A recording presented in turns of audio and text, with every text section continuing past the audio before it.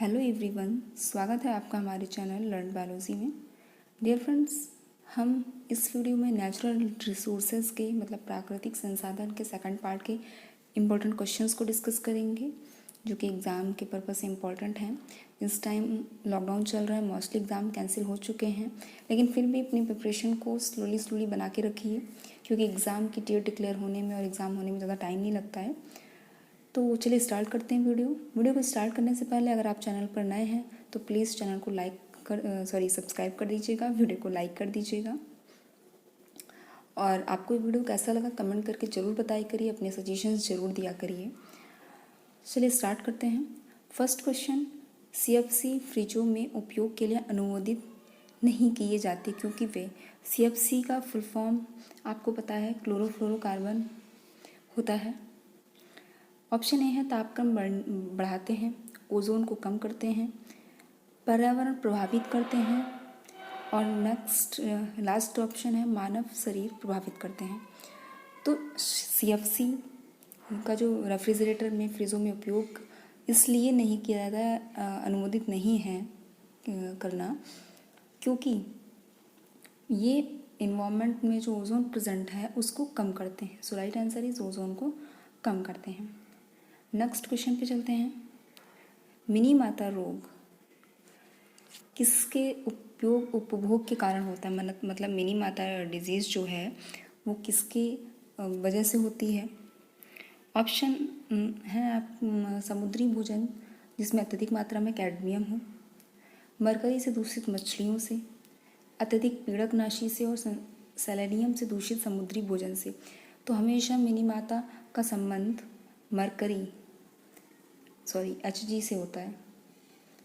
Mercury का जो relation है वो Hg से होता है।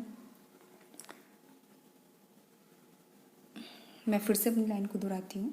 मिनी माता जो डिजीज़ है, रोग है, उसका संबंध मरकरी से होता है। ये मरकरी हमारी बॉडी में कैसे पहुँचता है। सपोज दैट किसी तालाब में या किसी ऐसी जगह पे जहाँ पर पानी इकट्ठा है, कलेक्ट है, वहाँ उस पानी में मरकरी का परसेंटेज ज़्यादा है, मरकरी प्रेजेंट है। उसमें जो मछलियाँ हैं उनकी बॉडी में भी उसका परसेंटेज होगा, ऑब्वियस सी बात है, वो उसी में शोषण कर रही हैं, उसी में रह रही हैं। जब आप उस मरकरी से दूषित मछलियों का सेवन करते हैं, मछलियों को खाते हैं, तो उससे मरकरी हमारी बॉडी में जाता है जिसकी वजह से ये रोग होता है। या फिर आप मरकरी वाला पानी को इनटेक करें लें। तो जो इसका राइट आंसर है वो ऑप्शन बी, मरकरी से दूषित मछलियों से। नेक्स्ट, जल प्रदूषण किससे होता है। ऑप्शन है 2,4-D एवं पीड़कनाशी से, बी धुआं से, स्वचालित वाहन के धुएं से और हवाई जहाज से। तो जल प्रदूषण जो होता है वो हमेशा 2,4-D एवं पीड़कनाशी से। तो right answer is option A. Next question पे चलते हैं। बहुत जल्दी क्वेश्चंस को कवर करेंगे। जब किसी नदी में मल युक्त जल की भारी मात्रा प्रवाहित की जाती है तब उसका जैव रासायनिक ऑक्सीजन मांग होता है। मैं यहाँ पे एक चीज़ क्लियर करना चाहूँगी कि जब भी आपको ये समझ में आए कि जो वाटर है, जो जल है वो प्रदूषित है, तो हमेशा वहाँ पर जो बायोलॉजिकल ऑक्सीजन डिमांड होगा, मतलब BOD होगा, वो बढ़ जाएगा। जब पानी बहुत प्योर होगा तो बायोलॉजिकल ऑक्सीजन डिमांड कम हो जाएगा। इस चीज़ को याद रखिएगा। मलयुक्त जल है इसका मतलब है पानी पॉल्यूटेड है, प्रदूषित है, तो उस स्थिति में जो BOD है वो बढ़ जाएगा। So right answer is option A. Next question पे चलते हैं। एक दंत रोग जिसकी विशिष्टता दांतों में चितकबरापन पैदा हो जाना है, पेयजल में एक विशिष्ट रासायनिक तत्व के मौजूद होने से होता है। यह तत्व है हमेशा फ्लोरीन की वजह से दांतों में चितकबरापन, पीलापन ये देखने को मिलता है। So right answer is option C, fluorine. Next question पे चलते हैं।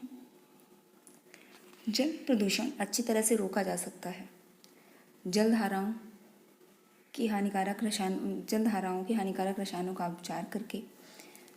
नेक्स्ट, अत्यधिक मत्स्य पालन करके, उपयोगी जलीय पौधे उगाकर या DDT छिड़क करके।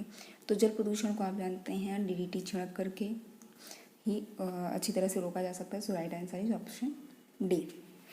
नेक्स्ट क्वेश्चन पे चलते हैं। लाइकेन सामान्यतः शहरों में नहीं उगते, तो इसका जो राइट आंसर है हमेशा याद रखिएगा, लाइकेन SO2 के प्रदूषण के कारण नहीं उगते हैं। जहाँ पे SO2 का प्रदूषण नहीं होगा वहाँ पे लाइकेन आसानी से उग जाएंगे। और शहरों में वाहनों से निकलने वाले धुओं में SO2 प्रेजेंट होता है, जिसकी वजह से लाइकेन्स वहाँ पे नहीं उग पाते। So right answer is option C. Next question, जलकायों का थर्मल प्रदूषण। जलकायों का थर्मल प्रदूषण किसकी वजह से होता है? पावर प्लांट से निष्कासित ऊष्मा के कारण, उद्योगों से निष्कासित रसायनों के कारण, खानों से निष्कासित वर्ज्य पदार्थों मतलब वेस्ट मटेरियल्स के कारण, या कृषि से निष्कासित जो कृषि से वेस्ट मटेरियल निकल रहे हैं उनके कारण। ये थर्मल प्रदूषण का याद रखिएगा, थर्मल मतलब कुछ हीट से रिलेटेड है। और ये आप अगर थोड़ा सा भी इस बारे में सोचेंगे तो आप आसानी से लगा पाएंगे आंसर, पावर प्लांट से निष्कासित ऊष्मा के कारण, क्योंकि थर्मल का संबंध ही हीट से होता है, ऊष्मा से होता है। So right answer is option A. Next question पे चलते हैं। ओजोन दिवस बनाया जाता है, तो इसका जो राइट आंसर है वो ऑप्शन सी 16 सितंबर, 16 सितंबर को। BOD किससे संबंधित होता है? कार्बनिक पदार्थ से, सूक्ष्म जीवों से या दोनों से। तो BOD का जो संबंध है वो कार्बनिक पदार्थ और सूक्ष्म जीव दोनों से होता है। तो right answer is option C, A and B। Next question पे चलते हैं। वायु प्रदूषण में सबसे अधिक योगदान किसका है? भारत, संयुक्त राज्य अमेरिका, रूस और ब्रिटेन। तो जो इसका राइट आंसर है वो ऑप्शन B मतलब संयुक्त राज्य अमेरिका। वायु प्रदूषण में संयुक्त राज्य अमेरिका का सबसे ज़्यादा योगदान है। चलो, भारत का नहीं है, अच्छी चीज़ है। और नेक्स्ट क्वेश्चन, हरित गृह प्रभाव होता है हरे पौधों के कारण, अवरक्त किरणों के कारण, पराबैंगनी किरणों के कारण या एक्स किरणों के कारण। तो जो इसका राइट आंसर है वो ऑप्शन बी, अवरक्त किरणों के कारण। जो ग्रीन हाउस इफेक्ट होता है वो अवरक्त किरणों के कारण होता है, इंफ्रारेड वेव्स के कारण। नेक्स्ट क्वेश्चन पे चलते हैं। निम्न में से कौन जल को प्रदूषित नहीं करता? तो क्वेश्चंस में एक चीज़ याद रखिएगा, जब भी नहीं हो तो अक्सर हम क्वेश्चन को पॉजिटिव वे में जाकर के सॉल्व कर देते हैं और हमारा आंसर गलत हो जाता है, तो नहीं को जरूर ध्यान रखिएगा। ऑप्शन है भारी धातु, कैडमियम, लेड मतलब PB, या मरकरी Hg। ये भारतीय नहीं है, भारी है। नेक्स्ट अपमार्जक। नेक्स्ट ऑप्शन है पॉलीक्लोरोबाइफेनिल और डी है फ्रियोन। सो राइट आंसर है इसका फ्रियोन। फ्रियोन जल को प्रदूषित नहीं करता, बाकी ये सारी चीज़ें जल को प्रदूषित करती हैं। So right answer is option D, freon. Next question पे चलते हैं। ज्वालामुखी अपघटन के द्वारा कौन सा प्रदूषक उत्सर्जित नहीं होता? जब ज्वालामुखी उत्पन्न होता है, फूटता है, तो कौन सा प्रदूषक उत्सर्जित नहीं होता? SO2, H2S, हाइड्रोकार्बन्स और CO। तो जो राइट आंसर है इसका ऑप्शन सी, हाइड्रोकार्बन्स। हाइड्रोकार्बन्स उत्सर्जित नहीं होते हैं, बाकी H2S, SO2 ये सभी उत्सर्जित होते हैं। तो इसका जो राइट आंसर है वो है option C, hydrocarbons. Next question, लोहे एवं इस्पात के कारखानों से उत्सर्जित प्रदूषक होगा।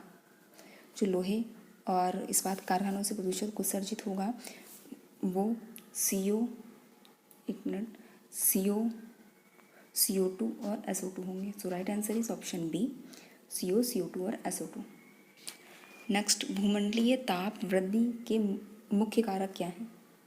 वातावरण में ऑक्सीजन की सांद्रता में वृद्धि, वातावरण में कार्बन डाइऑक्साइड की मात्रा में कमी, वातावरण में कार्बन डाइऑक्साइड की मात्रा में वृद्धि, या फिर लास्ट वातावरण में नाइट्रोजन की कमी। सो इसका जो राइट आंसर है ऑप्शन सी, वातावरण में कार्बन डाइऑक्साइड की मात्रा में वृद्धि, जिसकी वजह से जो भूमंडलीय टेम्परेचर है वो इंक्रीज हो जाता है। नेक्स्ट क्वेश्चन, ऑटोमोबाइल द्वारा निकलने वाला CO किस प्रकार शरीर के ऊतकों में ऑक्सीजन का स्थानांतरण रोकता है? तो इसका जो राइट आंसर होगा वो ऑप्शन सी, होमोग्लोबिन के साथ स्थायी यौगिक बना करके। CO होमोग्लोबिन के साथ एक स्टेबल कंपाउंड बनाता है, स्थायी यौगिक बनाता है और शरीर में के ऊतकों में ऑक्सीजन के स्थानांतरण को रोकता है। इसलिए जो CO है वो हमारे लिए बहुत हार्मफुल होती है। नेक्स्ट क्वेश्चन, निम्न में से किस एक में सीवेज, आश्वनी बहिस्राव, कागज के कारखाने के बहिस्राव, चीनी बहिस्राव मिल के BOD को उनके सही क्रम में रखा जाए? ये प्रदूषण के स्तर से BOD को इसमें अरेंज करेंगे। तो जो इसका राइट आंसर होगा वो ऑप्शन सी, PE सबसे कम जो बायोलॉजिकल ऑक्सीजन डिमांड होगा, फिर S मतलब सीवेज का होगा, फिर चीनी मिल बहिस्राव का और फिर आश्वनी बहिस्राव का। तो ये पॉल्यूशन के अकॉर्डिंग उनको अरेंज किया गया। तो right answer is option C. Next question, प्राकृतिक संसाधनों की प्रकृति एवं उपलब्धता के विकास की सर्वाधिक संभावनाएं जिनका आधार है। प्राकृतिक संसाधनों की प्राकृतिक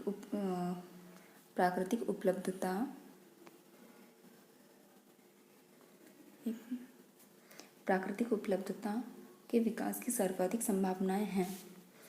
तो इसका जो राइट आंसर है, सर्वाधिक संभावनाएं जो प्राकृतिक संसाधनों की प्राकृतिक एवं उपलब्धता की होती हैं वो पशुधन है, मतलब पशुपालन। So right answer is option A. Next, वायुमंडल कई प्रकार की गैसों के मिश्रण से बना होता है। पृथ्वी के नज़दीक वायुमंडल में मुख्यतः पाया जाता है। पृथ्वी के जो सबसे नज़दीक वायुमंडल है उसमें क्या प्रेजेंट होता है? तो इसका जो राइट आंसर है ऑप्शन सी, ऑक्सीजन और कार्बन डाइऑक्साइड। जिस इन्वायरमेंट में हम रहते हैं उसमें ऑक्सीजन और कार्बन डाइऑक्साइड प्रेजेंट होता है। तो right answer is option C. Next, हवा, जल, मिट्टी, शैल द्वारा निर्मित जैव मंडल की औसत मोटाई होती है। तो इसका जो राइट आंसर है वो ऑप्शन सी, 3 किलोमीटर, मतलब 3 kilometre. Next, red data book में किसका उल्लेख किया जाता है? रेड डेटा बुक में डेंजर जो विलुप्त प्राय जीव हैं उनका उल्लेख किया जाता है। तो जो या तो विलुप्त हो चुके हैं या विलुप्त होने की कगार पे हैं। तो इसका जो राइट आंसर है ऑप्शन बी। हरित गृह प्रभाव के लिए उत्तरदायी गैस कौन सी है? ये क्वेश्चन पिछले वीडियो में हम करा चुके हैं। सो इसका राइट आंसर है CO2 and SO2 green house gas के लिए ग्रीन हाउस इफेक्ट के लिए रिस्पॉन्सिबल है। तो ये था एक छोटा सा क्विक वीडियो। आई होप आपको पसंद आया होगा। अगर पसंद आया है तो आप वीडियो को लाइक करिएगा, कमेंट करके ज़रूर बताइएगा और चैनल को सब्सक्राइब जरूर कर दीजिएगा। मिलते हैं नेक्स्ट वीडियो में।